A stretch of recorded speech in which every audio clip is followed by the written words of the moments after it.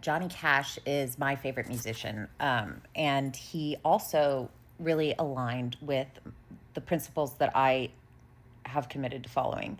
He said that one of the main problems he saw in government in his time was that too much money was spent on the military and not enough was being spent on education and welfare. This is something that I believe is still true today. And he also importantly said that it is it's both our opportunity and our obligation to identify what needs to be improved in America and work to improve it. A lot of people don't understand that the rights that we have in America, each one, or not all of them, but many of them were fought and won through the amendments, fought for and won through the amendments. And even those that we already have or that were already granted prior,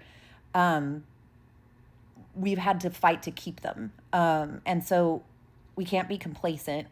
And not only is this an obligation, but it's also an opportunity because in a lot of countries, citizens have a lot less power than we do here. For example, in Russia, citizens have a lot less power. They don't have real elections and they don't have access to information other than what the state sanctions.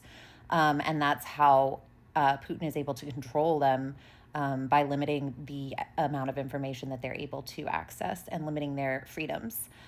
So we have to be active. We have both the obligation and the opportunity to defend the rights that we have, the Constitution that we have.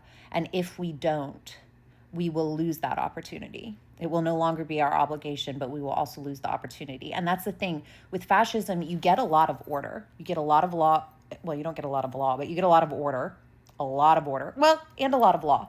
A lot of law, a lot of order. It's very clean. But what you trade in exchange for that is freedom. You can't watch the shows you want to watch. You can't read the news you want to read. You can't read the books you want to read. You can't necessarily go to the places you want to go during the times you want to go there.